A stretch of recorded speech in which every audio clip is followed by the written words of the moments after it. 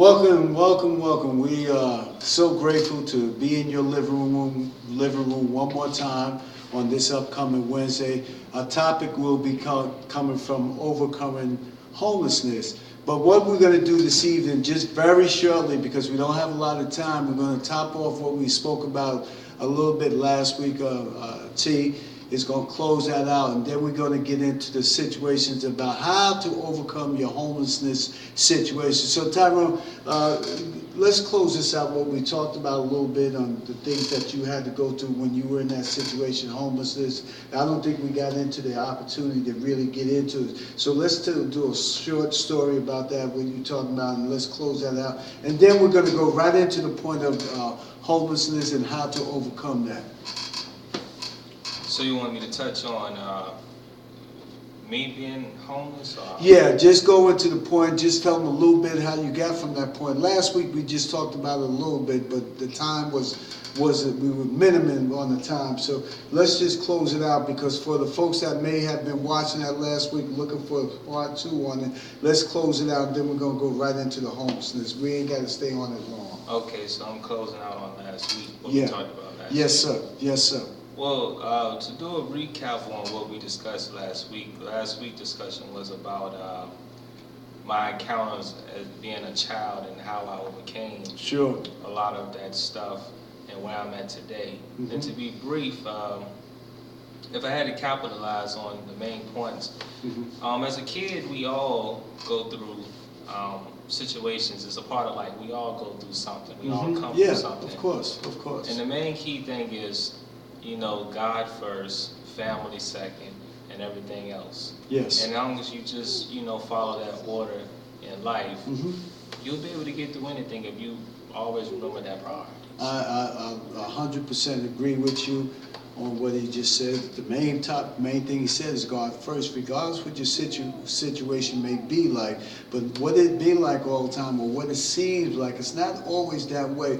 For instance, I'm just going to touch on what I had to go through as a child, being homeless in Richmond, Virginia, where I came from. Tyrone and both of us, we got a story for you, because I'm quite sure there's someone going through what I had to go through from 18 years ago. When I first moved here 18 years ago, it was great, but I took life for granted, ladies and gentlemen. Granted, because I was doing okay and had a nice place to stay, had a couple of cars, but really how I got into the situation, I forgot about God, who God is, and how He got me from point A to point B. When I put God to the side, then I just took this here thing called life. Granted, just going through the world, doing different things that I had no business doing, with the drugs and the money. I just overlooked my family. I didn't care about the family. I didn't care about nothing but satisfying me and me only. And when it came to the point where I was started to lose things in my life, that was a little difficult for me to swallow right then and there. But as I went through the homeless situation and had to sleep on the street, my family had to go from point to a shelter. My son had to go to another place to stay. I had to find a place to stay. And in order for someone to give me things that I didn't have and I didn't want it, that was just a little rough for me right then and there. But I was able to overcome this here thing called homelessness.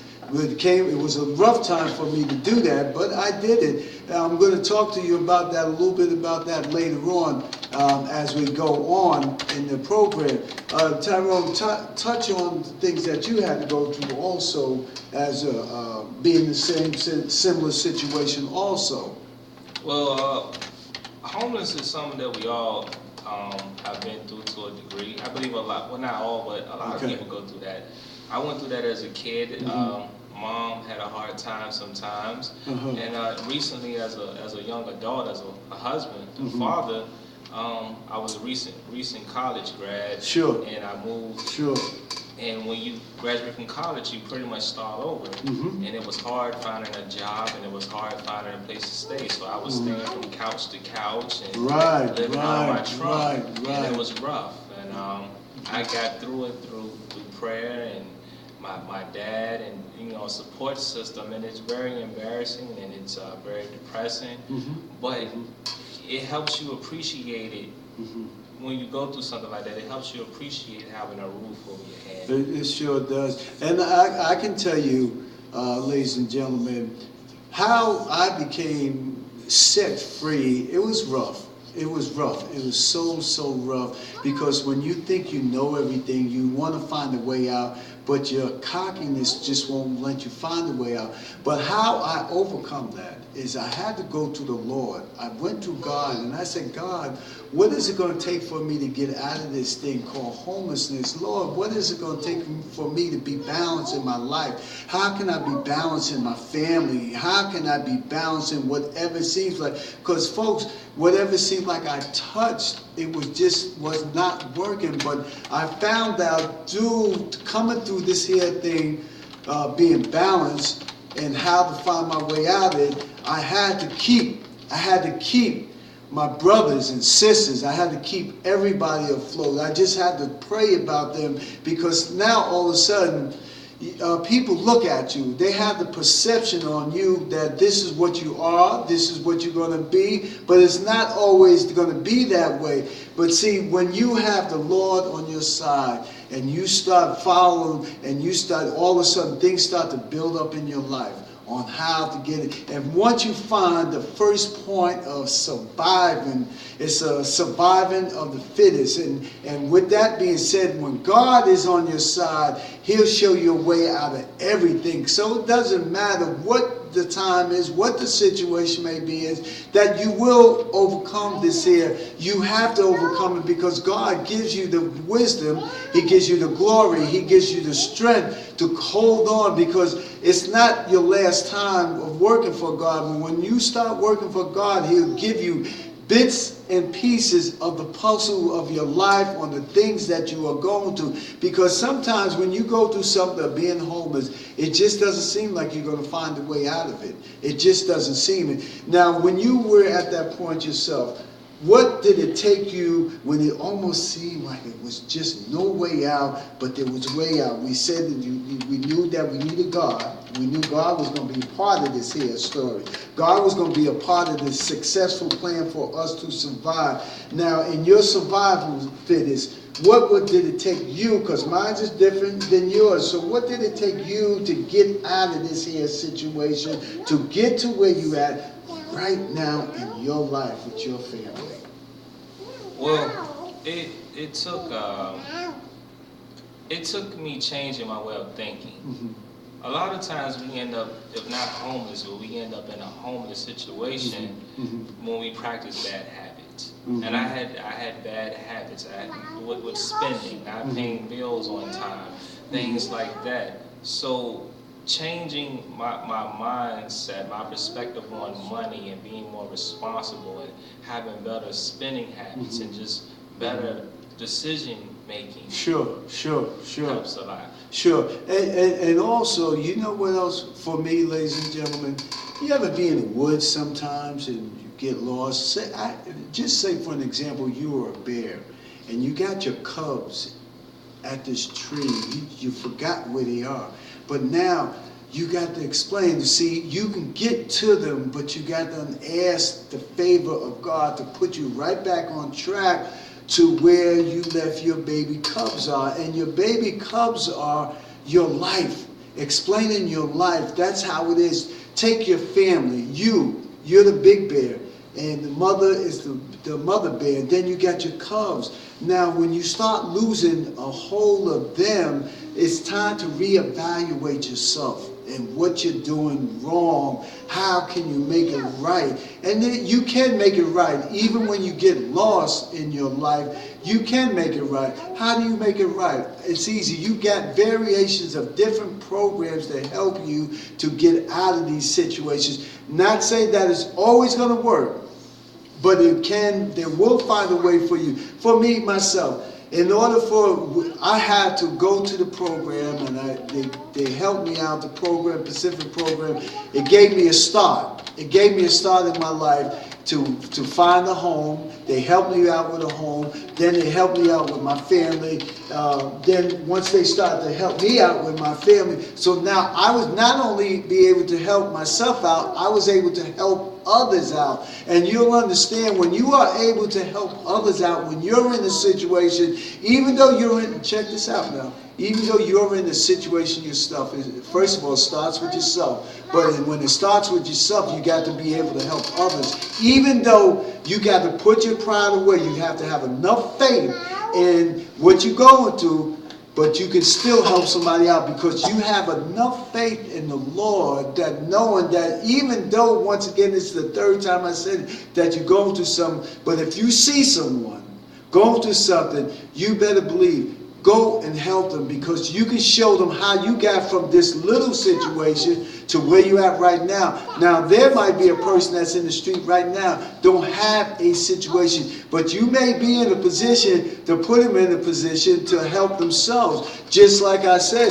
you know, we just got to understand who is in your corner when you're supposed to have them in your corner. See, the one thing about the Lord will never turn his back on you, even if you are going through something. See, the perception on how people look at you when you're going through something. When I was going through something, they looked at me like I was a bum. They looked at me like I was a bum. But the same people had the perception of me that I was a no good, nobody, would never mount out to none. These are the same people that are coming to me right now or asking me for prayer. And you know what? The man of God that I am, Todd, I will turn around and go and help them. Not everybody's going to turn around and go and say, well, I'm going to help this person. They tend to hold grudges a little longer against you. And if that was the case, if I had to hold a grudge against someone, it probably would have been my father. But the thing was with my daddy, he was just trying to show me the right way. You know how it is back in the days when you used to get that head tore out the frame. You didn't understand that. But with your head getting tore out the frame, look where I am right now. Now, God is showing me how to be successful, how to help others, how to show them how these different programs are taking place. Because there's so many different programs out there to help one another. In your case, Todd, with the programs that's going on right now, how did any of these programs assist you? Or did they at all? Well, being a veteran, serving my country, the greatest benefit to that is I served my country, and in return, when I reached a situation when I need help, I was able to go get it because there was an organization to help veterans. Exactly. But even if you're not a veteran, there's help out there. Sure. But the reality is a lot of people don't ask for the help because they don't really want the help that way. Yes. So you really sincerely have to want the help. Well, you know what, and I should have brought it up, but I started to get into this.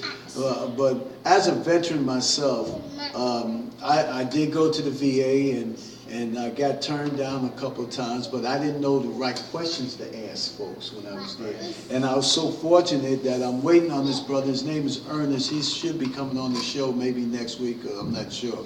But he was one of the men that helped me to get myself established in the VA, to get paperwork together, to show me how to do this. So now this man, ladies and gentlemen, was going through, so he was homeless. He was homeless, and he just lost his wife.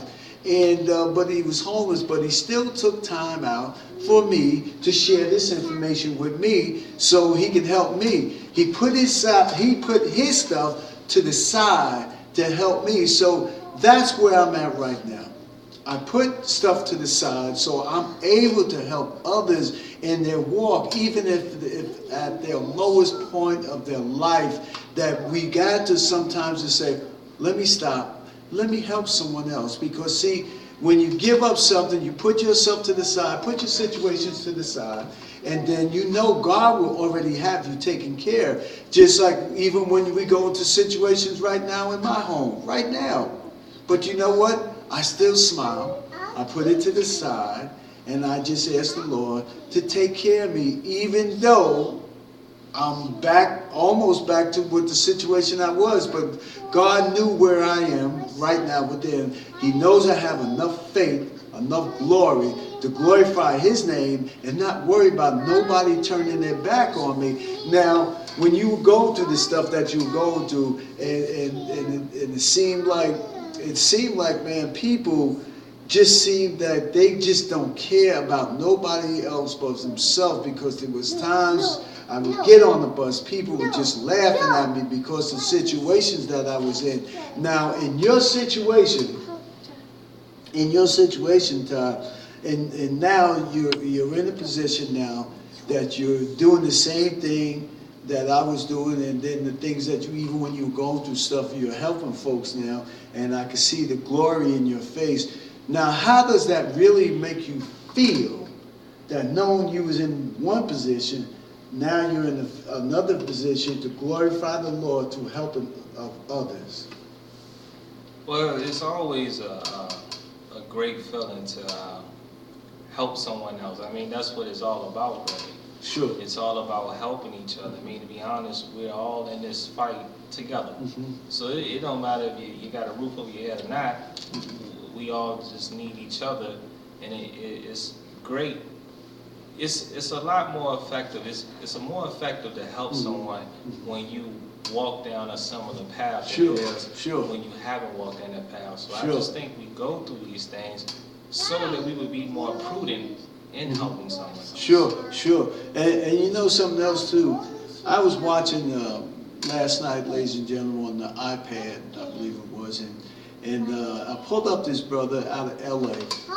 His name was Pastor Torrey Phillips, and they were doing a live broadcast with him, and it was just so phenomenal. But the guy, they were telling, she asked him a question, and she says, how do you help people? He says, for people that get off that bus to come to LA and they're expecting one thing and then they get something else, he says, we bring them in this home, not in the home in the church where they have, but they have a section off. And when I was looking at this program last night, I said, this is awesome. This is exactly, not I want to do it in that fashion that he's doing it, but I said, this is what I need. He didn't even know the people.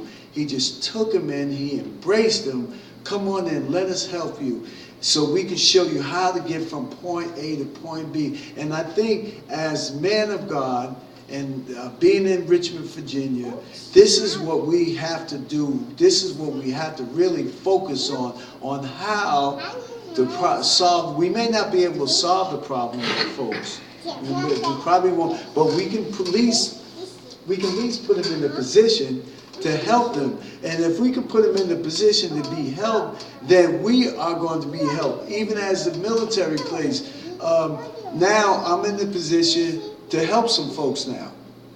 Now before, I wasn't in no position to help myself. But so how can I help someone else if I can't help myself? But now God has allowed me to be in a position to help someone else. And it don't matter how many nickels you got to put together, but as long as you make an effort, a conscious effort to help someone, and they will appreciate it. Even the ones that you might have someone that the smart ass ones, help them anyway. Because even that helping them anyway, your reward is coming plentiful. But now God is not telling you to be a fool behind helping someone. We're not here to be a fool. We're here to help someone. Now, you're straight. You're right where you're at right now. You have your family. And if there was a thing that you can do other than to point them in the direction of you can send them down to this here center where they help folks, help homeless people. What about the job markets? That would you tell them? Because I was getting ready to say something on that, but I'm pass that to you. Well, to be honest, I'm gonna be more direct, especially more in the African American community. Sure. What happens a lot of times is African Americans, we don't take education serious enough. No. We don't study, we don't make good grades. Mm-mm. A lot of us drop out, a lot of us don't even go to college, a lot of us get a GED and the GED really Doesn't can mean hurt you Sure, too. sure. So when you're not educated and you don't have a degree, it makes it harder to get the job. Sure. Then when you do get the job, you get a minimum wage paying job, Sure. and it makes it hard for you to stay afloat because Sure. by the time you pay all the rent, you don't have enough You to don't have take care of anything else. Exactly. So good education is key. That's important. If I didn't have a good education, it would be hard to get a decent job Sure. to provide Sure. for Sure. my family. Well, and you know, so also it all comes to with your mother and father. Right. Your mother and father got to be, I'm not talking, I'm just talking in general, your mother and father's got to be the ones that educate you other than the school teachers, because you got in this society today, the school teachers don't even want to be bothered with the students, because the teachers got to worry about coming to school and hoping they come home that same day. And so I know when my wife was a school teacher down in Blackwell, she half wanted to go to school because she knew the situations, but she knew that she had God in the corner. But the point is, right now, we got to start educating our parents so they can educate their kids. And because if the parents are not educating themselves, how can the world they educate the kids if they're not knowledgeable themselves? Well, that's Good. Well, that's a good critical point to take. What it is you have the uneducated raising the uneducated. Exactly. So it's exactly. a pattern. Right. If I, as a parent, as a father, don't have an education, then I can't educate my son. Right. And if my son is ignorant and he has an ignorant father, then 9 times out of 10 he'll grow up and be homeless and just he will encounter a lot of problems in life due to ignorance. So ignorance is bliss. Yeah, yeah. And if you can look and I'm not, folks, don't take this personally in Richmond, North Carolina, whoever's viewing this in California, but you know, we really have to focus on programs for the mothers and the fathers to educate them on their own kids, because their kids, like Ty said, their kids are not being educated. That's why they're going to jail. If you look at the jail population right now, it's 95% blacks, maybe 20% whites, but the African Americans are the 90% in the jail system right now, and that's what they know. So they'll come out. They have little programs, but they don't last long out here, because I've seen it. A brother just came he was incarcerated. He was at the church, and he got so tied up, he didn't understand, he couldn't adapt to this world. But he had to adapt to, what he knew is jail. That's what he knew. And then as he came out, then there was nothing to give him, so he winds up in no place, which would be right back in the shelter, right homelessness, right back in the jail. He just was right where he needed to be at. He was in the situation. See, this is what the jail system, this is what society sets our kids up to. It's almost like they set them up to lose, because it's like a no-brainer.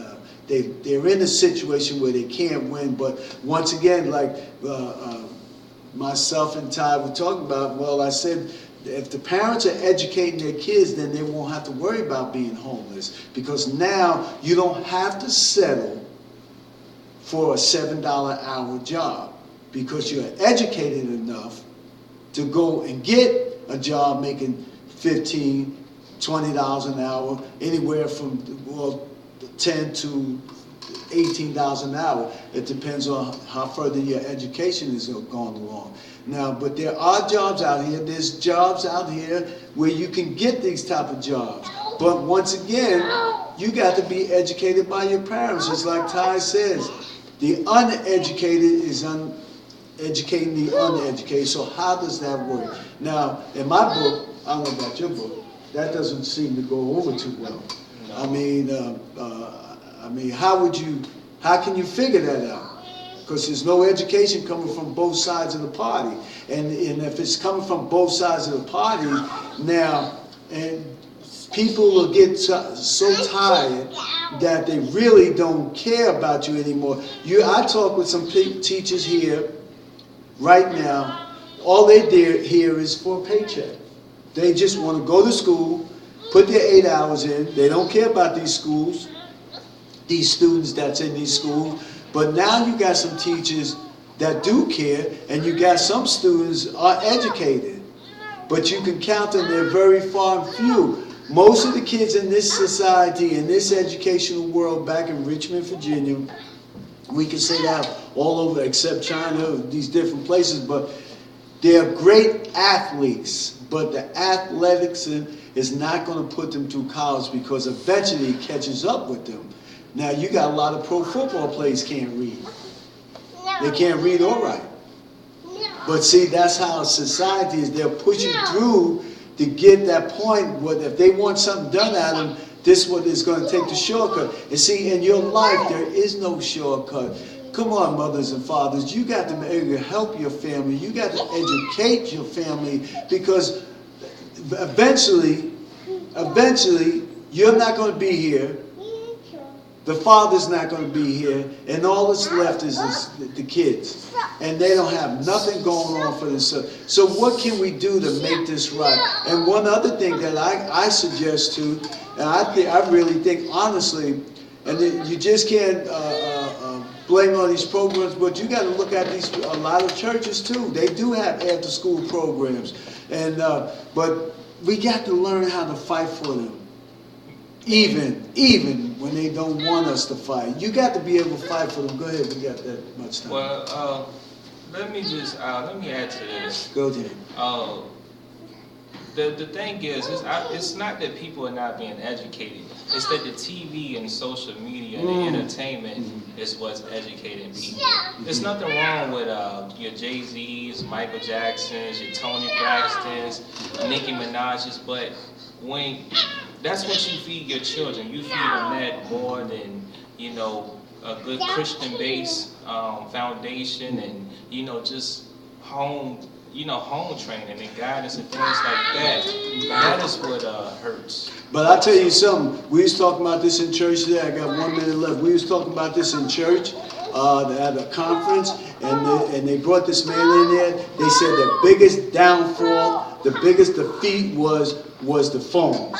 The phones are the biggest downfall. Not so much the teachers, yes, the teachers, but it's the education of the phones. They, like you said, they go to the phones before they go to their parents.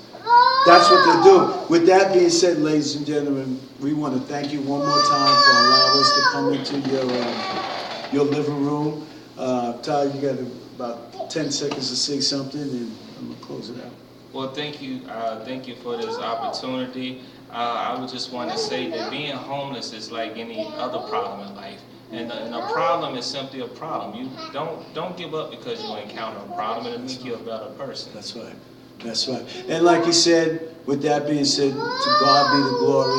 Don't give up. Don't give up. In Jesus' name, amen.